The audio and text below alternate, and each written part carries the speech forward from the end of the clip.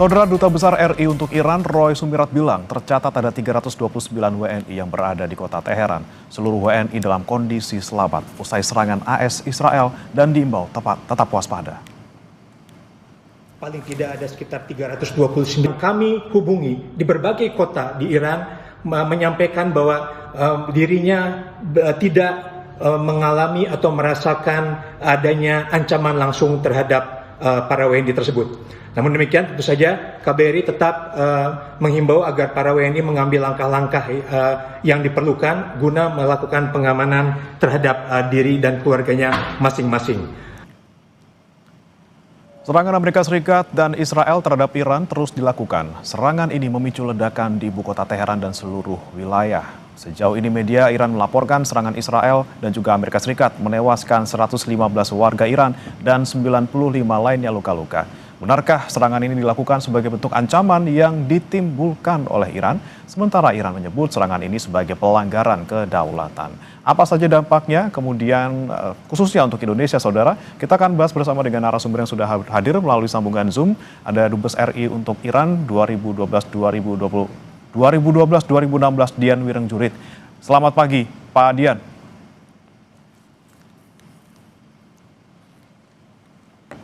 Pak Dian, untuk audionya boleh dibuka, Pak? Selamat pagi, Mas. Selamat pagi pemirsa. Sehat semua. Sehat semua. Pak Dian, ini kita lihat bertahun-tahun perang antara Israel dan juga Iran ini terjadi secara bayangan gitu ya. Tapi kita lihat eskalasinya luar biasa di Juni 2025 dan paling besar kemarin di hari Sabtu tanggal 28 Februari. Dan ini sudah mulai melibatkan tidak hanya Amerika Serikat, Israel, dan juga Iran, tapi juga sampai ke negara-negara Teluk di Timur Tengah.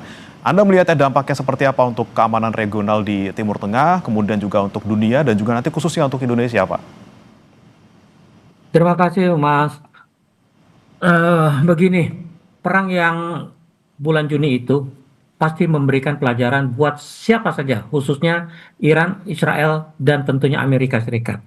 Tapi negara-negara kawasan pasti mengikuti dengan sama karena itu sangat dekat dengan mereka. Artinya apa?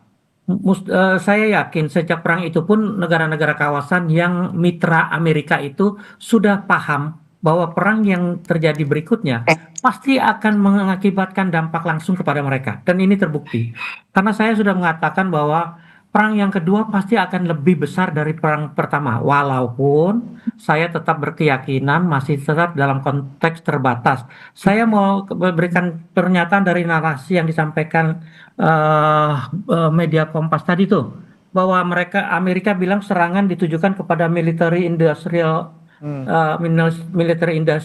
Iran. Saya kira kalau dibilang juga tadi serangan dilakukan terhadap seluruh wilayah Iran. Rasanya ini terlalu dibesar-besarkan. Karena setahu saya, sepengetahuan saya masih kontak dengan teman-teman di sana. Serangan ini juga masih bisa dikategorikan sebagai terbatas. Artinya tidak bertubi-tubi seperti yang dibayangkan oleh gambaran media yang sekarang banyak ditambah-tambah dengan artificial intelligence itu.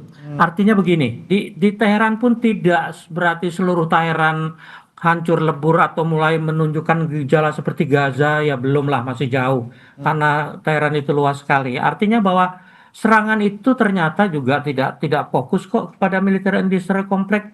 Terbukti kok, terlihat itu jatuhnya di mana, di tengah kota. Tengah kota itu rasanya ya penduduk kota yang ada di sana begitu loh.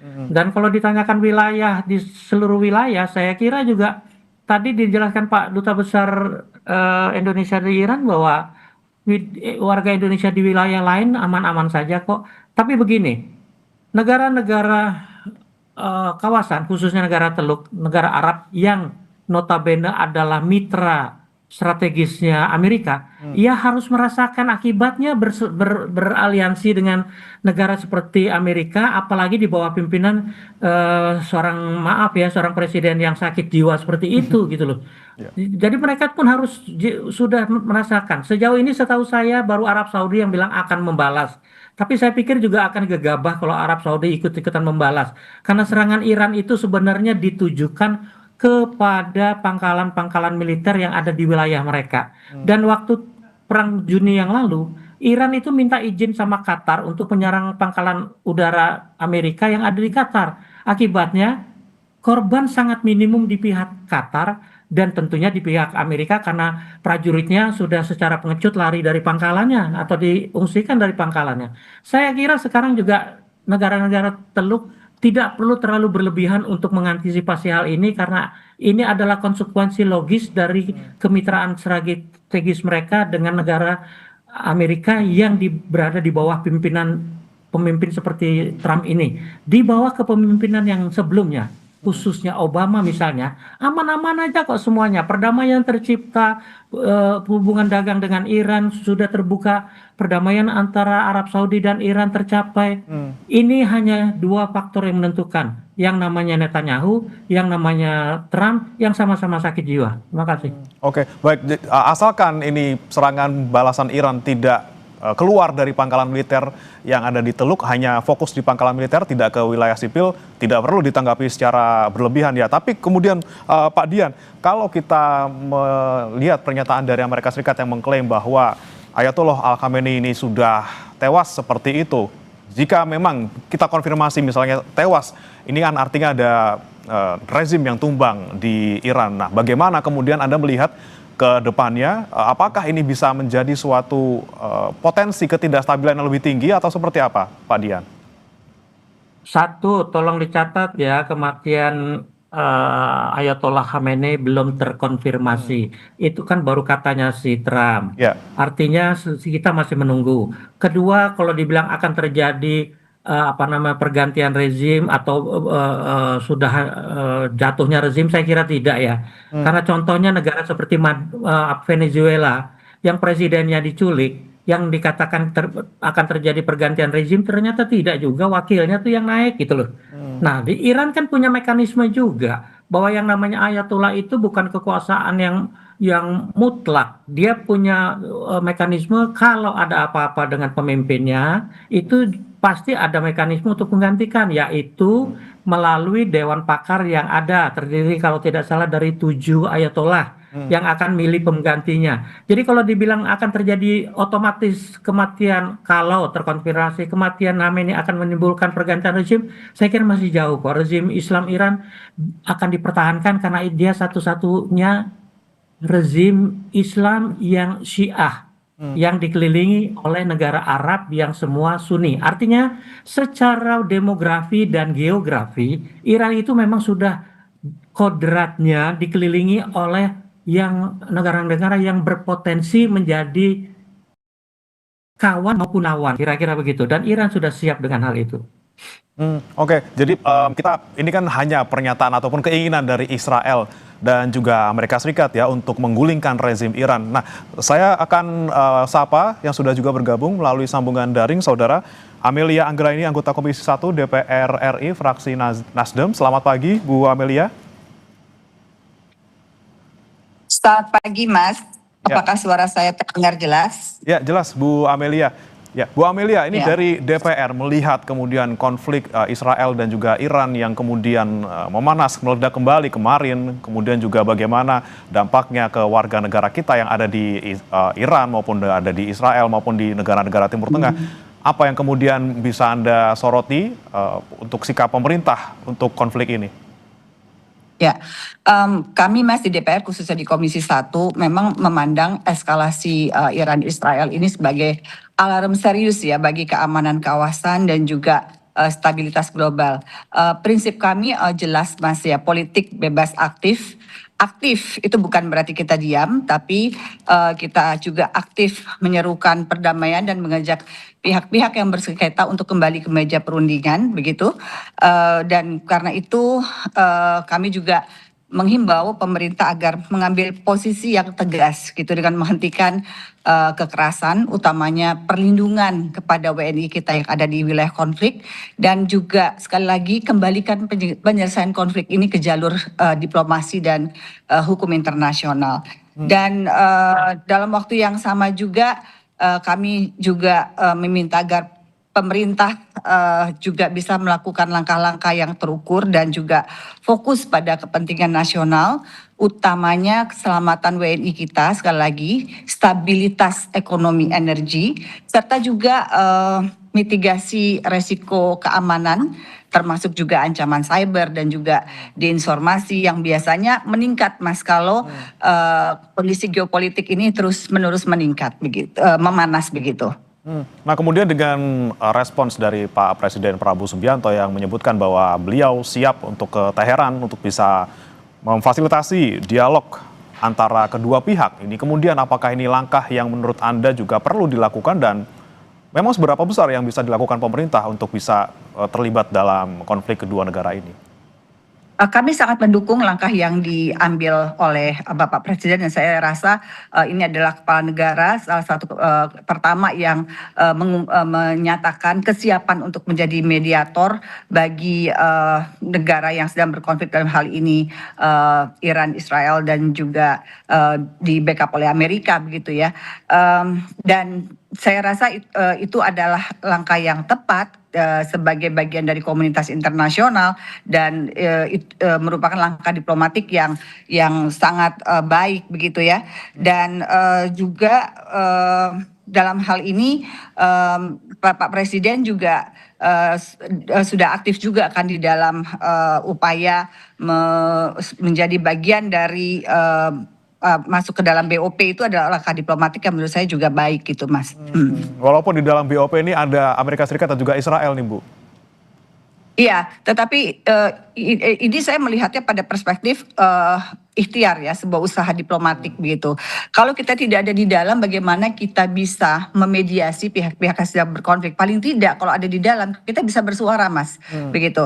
Kita bisa bersuara, dan positioning kita kan jelas. Kita selain kita kan juga ada 8 negara lain yang juga terdiri dari negara-negara Timur Tengah seperti Saudi Arabia, kemudian juga Qatar dan lain sebagainya gitu.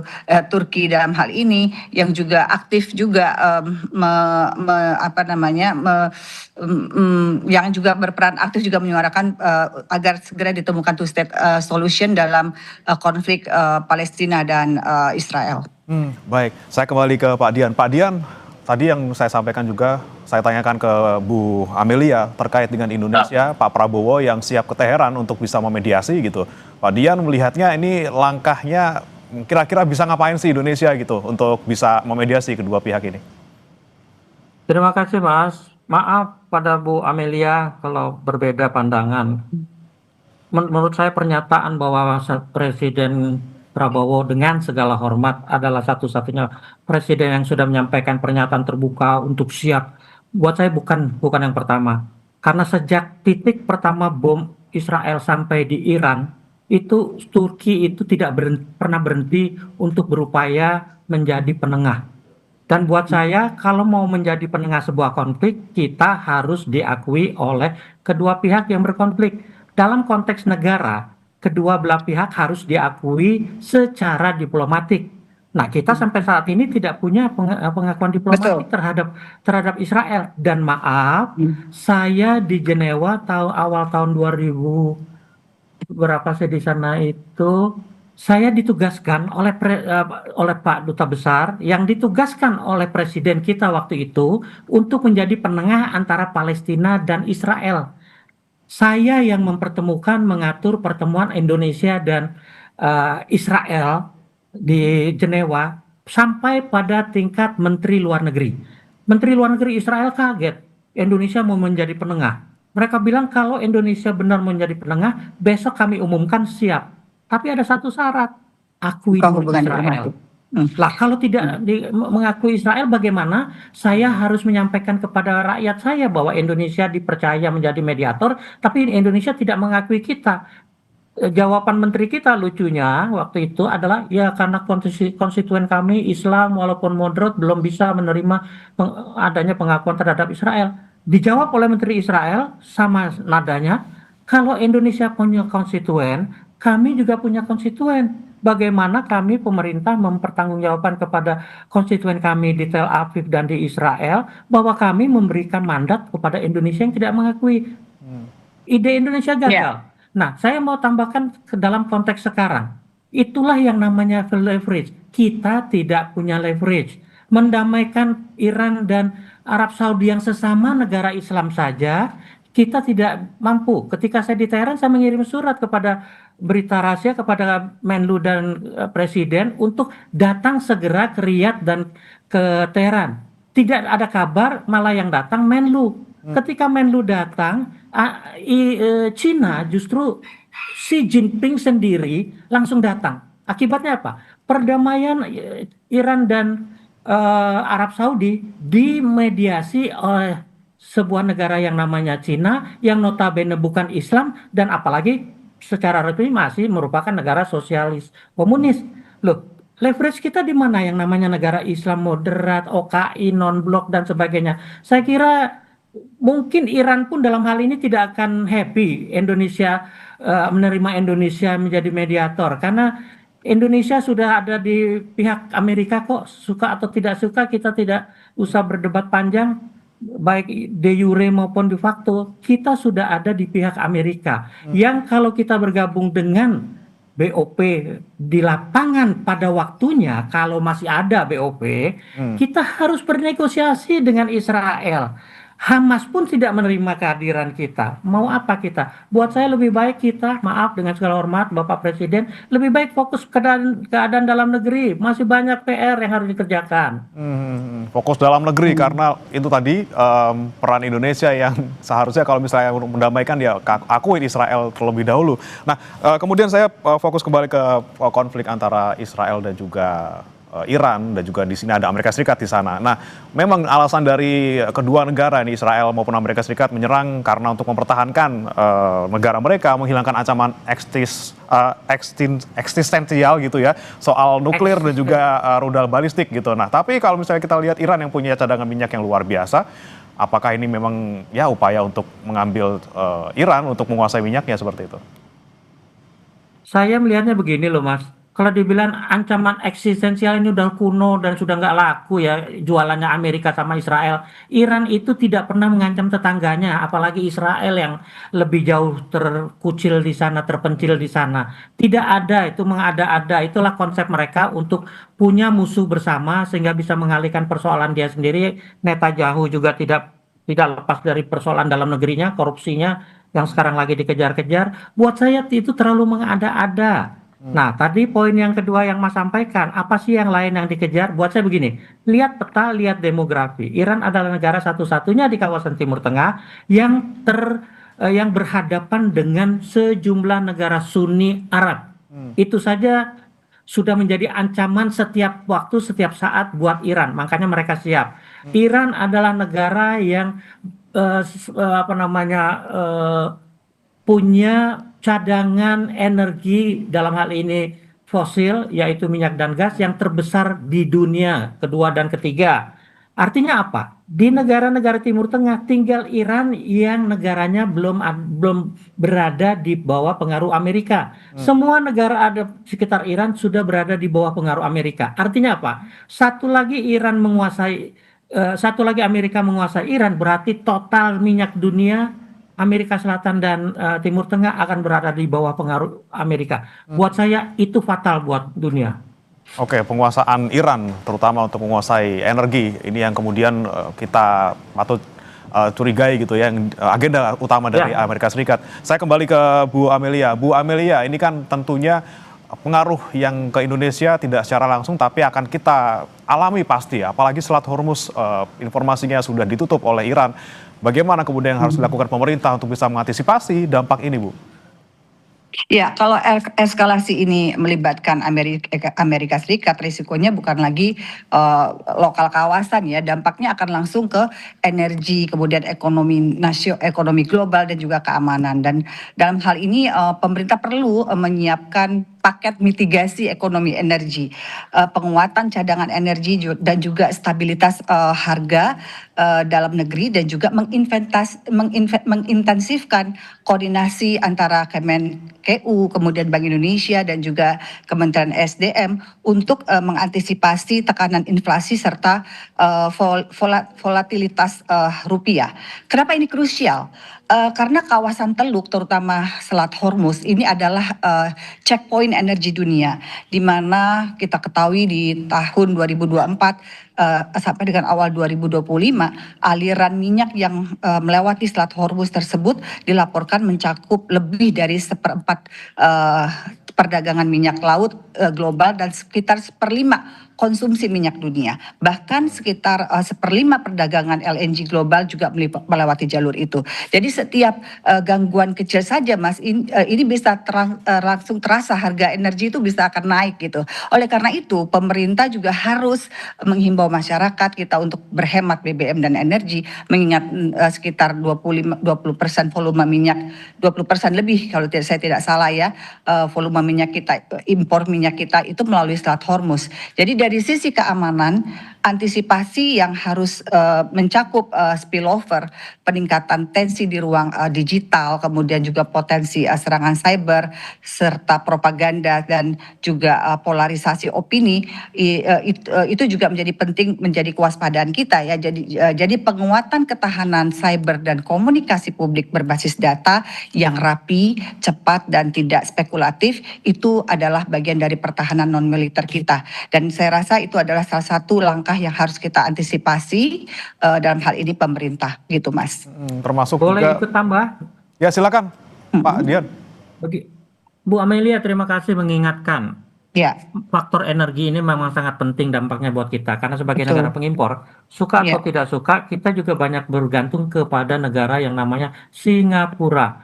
Bu Iya, Amelia, mohon mengingatkan, mudah-mudahan bisa disampaikan kepada Bapak Presiden. Ketika saya iya. jadi dubes dulu, itu sudah ada rencana bahwa yang namanya Indonesia cadangan cadangan minyaknya itu atau BBM-nya itu kan hanya mampu 18 hari ya. Ketika Mm-mm. itu loh ya. Artinya Mm-mm. 12 nggak sampai sebulan, jauh dari sebulan. Nah, target kita waktu itu adalah minimal sebulan.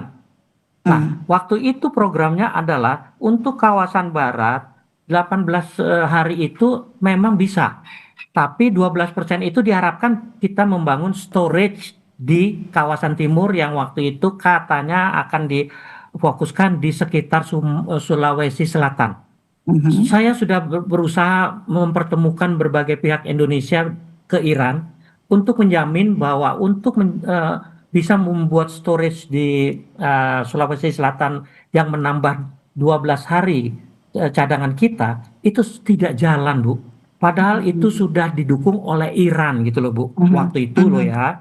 Karena Mhm. Iran sangat sangat memahami kita dan sangat bersahabat dengan kita. Tapi mudah-mudahan Ibu di DPR bisa mengingatkan kembali gitu bahwa 12 hari yang storage yang direncanakan itu mana gitu sampai sekarang nggak ada kabarnya. Saya di Iran Mhm. tahun 12 sampai 16 loh Bu Amelia, udah Mhm. lama. Mhm. Makasih. Baik. Baik Pak, menjadi catatan kami nanti saat RDP. Oke, baik. Tentunya apa yang kita alami ataupun dampak ke Indonesia harus menjadi fokus sekarang gitu ya, dibandingkan misalnya kita dalam tanda kutip ikut campur Betul. dalam konflik kedua negara. Nah, kemudian Bu Dian, Betul. Bu Amelia maksud kami, Bu Amelia kalau melihat apa yang kemudian dilakukan pemerintah saat ini, sikap-sikapnya, kemudian pernyataan-pernyataannya terkait dengan konflik kedua negara, ini apakah juga mencerminkan bahwa kita juga concern loh dengan apa yang kemudian terjadi nanti kalau misalnya dampak-dampak tersebut datang ke Indonesia, apakah memang baru fokusnya untuk sekedar pernyataan untuk bisa awal-awal saja gitu, ataupun pernyataan sikap untuk bisa tadi memediasi antara kedua negara yang berkonflik? Jadi begini Mas, langkah yang harus diambil oleh pemerintah ya, Indonesia dalam hal ini bersama semua negara yang tergabung di dalam PBB harus mendorong deeskalasi lewat diplomasi aktif. Jadi bukan sekedar pernyataan normatif. Prakteknya adalah dorong genjatan senjata dan semua pihak untuk menahan diri.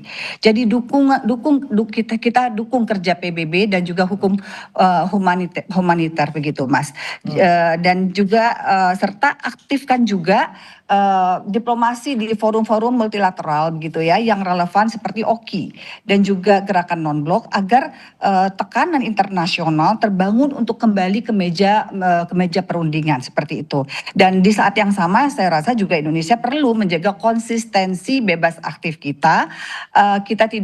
kita tidak ikut berperang, tetapi kita juga tidak abai pada prinsip perlindungan sipil, penghormatan sovereignty atau kedaulatan, dan penyelesaian damai. Dan di level domestik, kita pastikan bahwa kepentingan nasional kita aman, WNI kita di negara konflik terlindungi, ekonomi energi dimitigasi, dan ruang informasi publik tidak dikuasai oleh disinformasi. Itu catatan saya yang penting untuk diambil oleh pemerintah, Mas. Boleh ikut rembuk, Mas? Boleh, silakan Pak.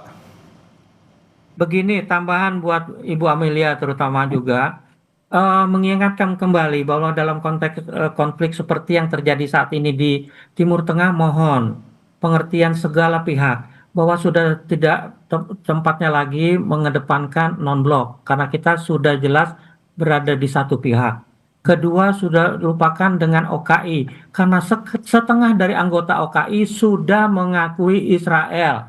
Tolong diingat, negara-negara Arab yang bergabung dengan BOP itu, negara-negara monarki yang uangnya adalah uang pribadi mungkin dianggapnya, sementara kita bukan uang pribadi, tapi negara-negara itu sudah mengakui Israel. Makanya inisiatif damai pun datang dari sekitar mereka, Oman kek, Turki kek, tapi buat kita masih jauh lah. Tapi intinya begini, kalau dikatakan upaya lain di bidang multilateral, kebetulan karir saya banyak di multilateral, saya cuma bilang, satu-satunya forum yang bisa menjawab hal ini adalah Dewan Keamanan, ya PBB maksudnya, tapi harus siap dengan vetonya Amerika. Nah, bagaimana mencegah vetonya Amerika? Inilah yang perlu dinegosiasikan di PBB, di Dewan Keamanan, dengan dukungan negara-negara anggota tetap seperti Rusia dan Cina. Mungkin Inggris, karena Inggris sekarang lagi bermasalah dengan Amerika, antara lain dengan kasus-kasus di Eropa dengan si Trump ingin mencaplok Greenland lah dan sebagainya. Dan terakhir, Inggris sudah tidak memiliki kedaulatan di Diego Garcia, pulau kecil di Lautan Hindia yang menjadi pangkalan militer Amerika. Oleh Inggris sudah dikembalikan ke Mauritius, sehingga Amerika terang jelas marah kepada Perdana Menteri Inggris, bahkan menyebutnya sebagai stupid gitu loh. Artinya apa? Negara Inggris, Cina, Rusia, yang satu lagi, Macron pun jadi sasaran kemarahan Amerika karena dia tidak mau bergabung sama BOP. Artinya 4 negara anggota tetap PBB sekarang sudah tidak mau lagi terikat sama Trump, apalagi Cina dan Rusia yang tidak pernah mau. Artinya apa? Peluang untuk mendesak Dewan Keamanan PBB. meminta Trump untuk menahan diri dan menghentikan serangan ini lebih pas dan lebih bisa diharapkan. Oke, Dewan Keamanan PBB yang kita harapkan. Kemudian saya kembali ke Bu Amelia. Bu Amelia, dengan adanya Indonesia di Board of Peace yang isinya tadi ada Israel, ada Amerika Serikat, dan negara-negara Arab yang ya juga mungkin pro dengan Israel gitu ya. Nah, perlukah kita untuk mendorong Indonesia keluar dari Board of Peace dan fokus untuk bisa berperan juga di PBB untuk tadi mendorong Dewan Keamanan untuk bisa menyelesaikan konflik ini? Ya, sebagaimana yang saya sampaikan tadi, Mas, jadi memang kita dengan semua negara yang tergabung dalam PBB harus mendorong deeskalasi, ya, terutama sebagaimana disampaikan oleh Bapak tadi, begitu ya, terutama di Dewan Keamanan, karena Cina dan Rusia juga mempunyai hak veto, begitu ya. Nah, dalam hal ini di dalam BOP, saya koreksi ya, Mas ya, jadi tidak semua negara tersebut pro kepada Israel. Jadi, kalau saya menyampaikan, kalau misalkan nanti di dalam BOP ini, saya rasa pemerintah sudah mempunyai kalkulasi ya terhadap bergabungnya dan perhitungan yang cermat dengan bergabungnya di BOP ini. Apabila misinya sudah tidak sesuai dengan amanat konstitusi kita, maka pemerintah juga sudah menyiapkan exit strategi dari BOP ini. Oke, tapi dengan adanya ini Bu, maaf saya potong, dengan adanya kemudian serangan yang dilakukan oleh Israel dan juga Amerika Serikat secara terang-terangan di Iran kemarin gitu, apakah itu tidak cukup untuk bisa membuat kita keluar? Begini Mas, ini kan pemerintah kan berencana untuk mengirimkan troops ya sebagai pasukan stabilization di kawasan tersebut, begitu, ini sebagai peacekeeper ya Mas ya. ikhtiar ini kan belum maksimal, Mas, begitu. Jadi ini kan baru saja meeting perdana mereka baru pertama dilakukan di DC beberapa minggu lalu, begitu ya, Mas ya. Jadi tidak bisa kita menyimpulkan bahwa upaya ini belum berhasil, begitu, Mas.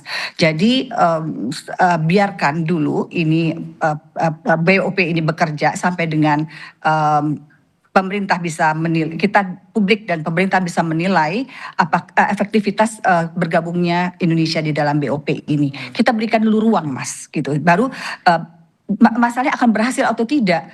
Sebuah ikhtiar itu, Mas, pasti ada berhasil dan tidak berhasil ya. Ada probabilitas tidak berhasilnya begitu. Tapi setidaknya ini adalah ikhtiar diplomatik, upaya diplomatik yang kita lakukan agar kita berada di dalam begitu ya, dan bisa bersuara begitu, bisa menyuarakan tentang upaya two state solution dan gencatan senjata di Gaza dan Israel. Gitu, Baik. Mas. Baik, tentunya yang kita harapkan Indonesia tidak hanya itu tadi berperan untuk kedamaian di luar, di dunia, bagaimana konflik antara Israel dan juga Iran ini berakhir ataupun mereda, tapi juga bagaimana memastikan negara kita sendiri, keamanan warga negara Indonesia dan juga bagaimana stabilitas ekonomi di negara kita juga tidak terpengaruh ataupun bisa diantisipasi dengan baik. Terima kasih Pak Dian Wirangjurith. Satu kalimat, boleh satu kalimat? Pak, singkat saja Pak, waktunya sudah terbatas Pak. Dari awal saya tidak menyetujui Indonesia bergabung dengan BOP. Simple alasannya. Mari hidup adalah memilih. Buat saya negara kita juga harus memilih mana prioritas. Prioritasnya adalah membenahi apa yang menjadi masalah di dalam negeri. Mulai dari MBG, Papua, bantuan sosial dan sebagainya. Itu prioritas. Fokus dalam negeri, bagaimana bagaimana dampak kita meminimalisasi dampak yang ada di Timur Tengah dan juga bagaimana masalah internal kita sendiri diselesaikan terlebih dahulu. Terima kasih Pak Dian Wirangjurith, Duta Besar RI untuk Iran 2012-2016 dan juga Bu Amelia Anggraini, anggota Komisi 1 DPR RI fraksi Nasdem sudah bergabung bersama kami di Sapa Indonesia Pagi.